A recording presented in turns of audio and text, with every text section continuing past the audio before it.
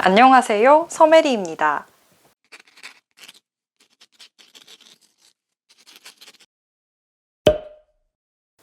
여러분, 드디어 제가 성덕이 된 모양입니다.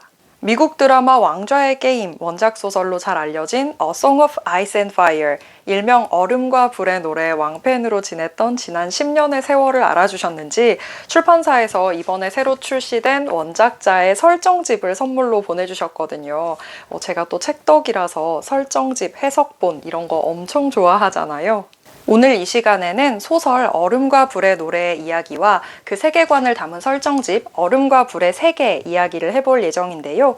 이 영상은 출판사에서 선물 받은 책을 바탕으로 제작되고요. 하지만 책 이외의 금전적인 보상은 전혀 받지 않았음을 미리 알려드립니다. 다만 저 혼자 책 선물 받았다고 자랑만 하는 건 너무 의리가 없으니까 구독자님들께도 나눠드릴 수 있도록 증정본을 추가로 받아왔습니다. 증정 이벤트는 영상 마지막 부분에서 진행할 예정이니까 관심이 있으신 분들은 끝까지 시청해주세요. 제 유튜브나 SNS를 쭉 지켜봐 주신 분들이라면 제가 미드 왕좌의 게임과 소설 얼음과 불의 노래 팬이라는 사실을 잘 알고 계셨을 텐데요. 드라마는 시즌 8을 끝으로 지난 5월에 막을 내렸고 소설은 현재 기준으로 5권까지 발매가 된 상황이죠. 드라마의 결말 부분으로 가면 원작 소설과 달라지는 부분이 좀 나오지만 기본적인 세계관이나 중심 인물은 두 매체가 거의 동일합니다. 먼저 원작의 내용을 잘 모르시는 분들을 위해서 간략한 스토리 설명을 드릴게요. 이 얼음과 불의 노래는 웨스테로스라는 가상의 대륙을 지배하기 위한 7가문의 패권 다툼을 그린 판타지 소설입니다. 원래 웨스테로스 대륙은 7개의 영주 가문이 지배하는 7개의 영토와 그 모든 영토를 지배하는 중앙의 절대 군주 가문으로 이루어져 있었습니다. 그런데 이 절대군주가 너무 잔인하고 무능력한 거예요. 그렇다 보니까 영주들의 불만이 계속 쌓였고 결국에는 7영주가 힘을 합쳐서 반란을 일으키고 군주를 시해하기에 이릅니다. 이 시해된 군주의 자리를 차지한 것은 7가문 중에서도 반란을 주도했던 바라테온 가문의 수장 로버트 바라테온이었는데요. 이 로버트가 왕위를 물려받고 나머지 가문들을 통솔하면서 웨스테로스 대륙에는 일시적으로나마 평화와 균형이 찾아옵니다. 하지만 사람의 생명은 영원하지가 않잖아요. 시간이 흐르고 로버트 왕이 사망하면서 또다시 비극이 시작됩니다. 애초에 반란을 통해 차지한 왕좌였기 때문에 정통성이 없었고 설상가상으로 로버트의 뒤를 이어서 왕위에 등극한 아들이 너무 어리고 폭력적인 데다가 진짜 선왕의 아들이 맞는지 친자 논란까지 있던 상황이라 권위를 인정받기가 어려웠던 거예요. 출신 성분이 애매한 어린 왕을 끌어내리고 대륙 전체의 지배권을 차지하기 위해서 각 가문의 영주들은 저마다의 방식으로 싸움을 시작합니다. 누구는 직접 반란을 일으키고 누구는 뒤에서 암살을 시도하고 또 누구는 외교를 통해서 세력을 확장하려고 합니다. 이렇게 단 하나의 절대 왕좌를 놓고 벌어진 대륙 전체의 피비린내 나는 투쟁이 바로 얼음과 불의 노래의 큰 얼개입니다. 다양한 가문이 등장한다는 점과 그들이 대륙의 지배권을 목표로 싸운다는 점 때문에 이 소설을 미국판 삼국지연이라고 부르는 사람도 있더라고요.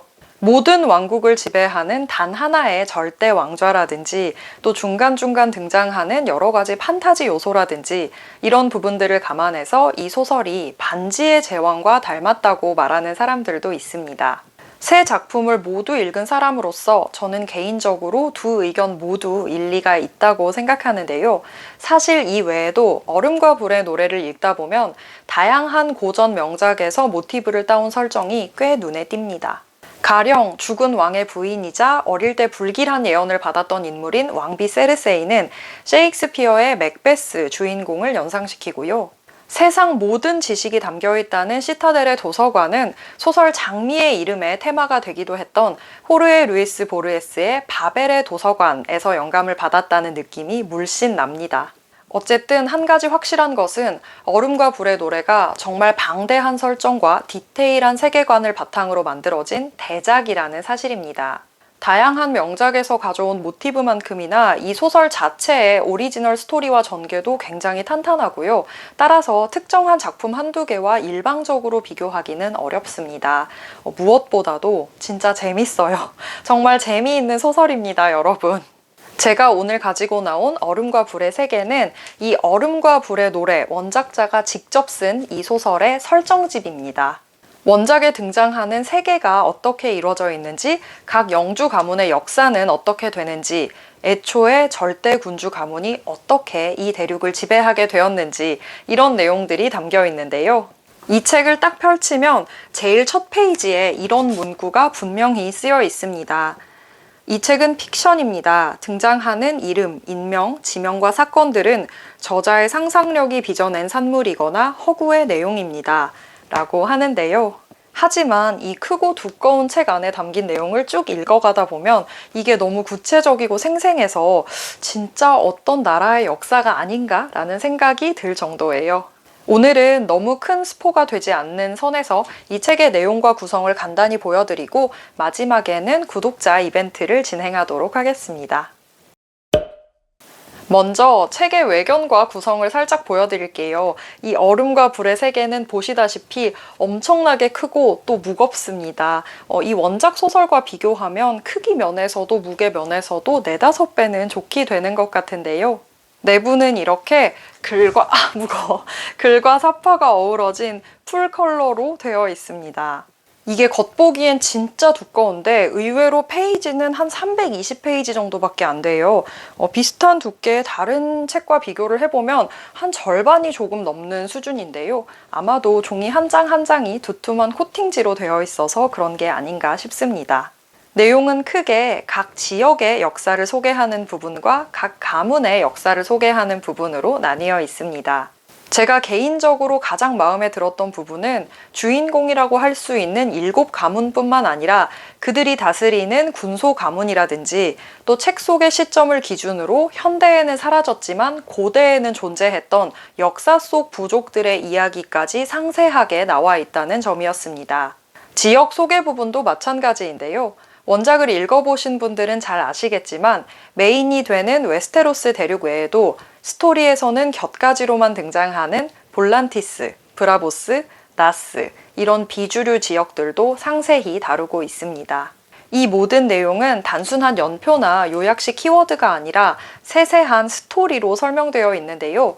보시는 분들께서 조금이라도 감을 잡으실 수 있도록 이 내용을 발췌해서 조금만 읽어드릴게요. 지금 읽어드릴 대목은 원작의 주인공 가운데서도 가장 유명한 인물인 존 스노우, 그리고 그의 집안인 스타크 가문이 다스리던 북부 지역의 역사를 다룬 부분인데요.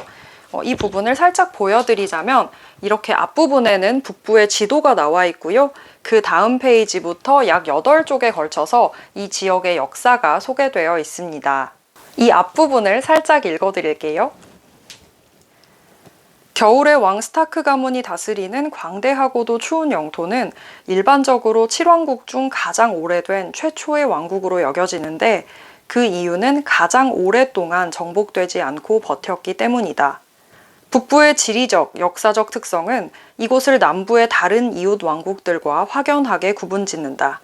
흔히 북부가 다른 6왕국을 합친 것만큼 넓다고 하지만 사실 그렇게까지 크지는 않다. 오늘날 윈터펠의 스타크 가문이 통치하는 북부는 왕국 전체의 3분의 1을 약간 넘는 정도에 그친다. 북부는 추운 땅으로 대부분 높이 솟은 황야나 고원 위의 평야인데다가 북쪽 경계에 가까울수록 고지대인 탓에 남부보다 훨씬 비옥함이 덜하다. 또 여름에도 눈이 내린다고 알려져 있으며 겨울 날씨는 치명적일 정도로 춥다. 라고 합니다. 대충 감이 오시나요? 이 스토리나 문장, 그림 같은 부분들은 나중에 작업했다고 하더라도 설정 자체는 소설 얼음과 불의 노래를 쓰기 전에 이미 완성이 된 상태였겠죠. 그렇게 생각하니까 완성도 있는 픽션은 말 그대로 하나의 세계를 창조하는 작업이라는 말이 새삼 와닿으면서 이 책의 원작자뿐만 아니라 세상 모든 창작자분들이 너무 존경스러워지더라고요. 어쨌든 이 책은 저처럼 소설 얼음과 불의 노래 혹은 미드 왕좌의 게임 팬이라면 당연히 소장할 가치가 있는 책이고요. 그 외에도 픽션 창작이나 그 바탕이 되는 세계관 창작에 관심이 있으신 분들은 한 번쯤 읽어보실 만한 도서라고 생각합니다. 요즘 서점가에 가보면 소설이나 영화, 드라마, 게임처럼 다양한 픽션 창작에 도전하고 싶은 분들을 위해서 여러 가지 설정 기법을 알려주는 책들이 많이 나와 있더라고요. 그런 책들을 통해서 이론을 학습하는 것도 물론 중요하지만 실제로 세계적인 대작을 써낸 작가가 머릿속에서 얼마나 방대한 세계를 만들어냈는지, 그리고 실제로 작품에서는 거의 등장하지 않는 아주 부수적인 부분들에 대해서도 얼마나 디테일한 설정을 해뒀는지, 이런 부분들을 직접 보는 것도 큰 공부가 될 것 같습니다. 직접 구입하시거나 빌려 읽으시는 것도 좋겠지만 그래도 기왕이면 구독자 이벤트를 통해서 공짜로 받아가시면 더 좋겠죠? 초반에 말씀드린 것처럼 오늘 보여드린 얼음과 불의 세계 새 책 한 권을 당첨되신 구독자님께 보내드릴 예정인데요. 사실 책 증정 이벤트를 하면 보통은 한 서너 권 정도는 걸고 진행을 하잖아요. 오늘은 한 권밖에 받아오지 못해서 좀 아쉽긴 하지만 그래도 이 책의 가격을 보시면 조금은 납득이 되실 거예요. 이게 무려 정가 56,000원짜리 책이거든요.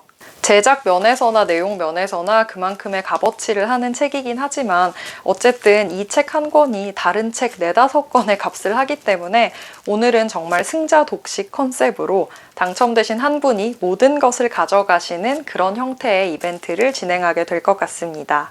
참여 방법은 간단합니다. 지금 이 영상에 댓글로 참여 의사를 남겨주시면 되는데요.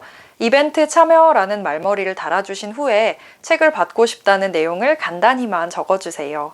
응모 기간은 일주일로 하겠습니다. 2019년 10월 2일 밤 12시까지 댓글을 달아주신 분들 중에서 추첨을 통해 당첨자를 선정하고 커뮤니티란에 공지를 올리도록 하겠습니다. 이게 책값도 책값이지만 진짜 엄청 무거워서 배송비가 꽤 나올 것 같은데요. 이 배송비는 제가 사비로 쏠 예정입니다. 책은 출판사에서 배송비는 제가 쏘는 이벤트니까 많이 참여해 주시길 부탁드려요. 다른 부분은 차치하고라도 재밌고 의미 있고 또 비싼 선물을 받을 수 있는 흔치 않은 기회잖아요. 그럼 오늘의 책 소개와 이벤트는 여기서 마무리하도록 하겠습니다. 오늘도 제 영상을 시청해주셔서 너무 감사드리고요. 모두들 즐거운 하루 보내세요.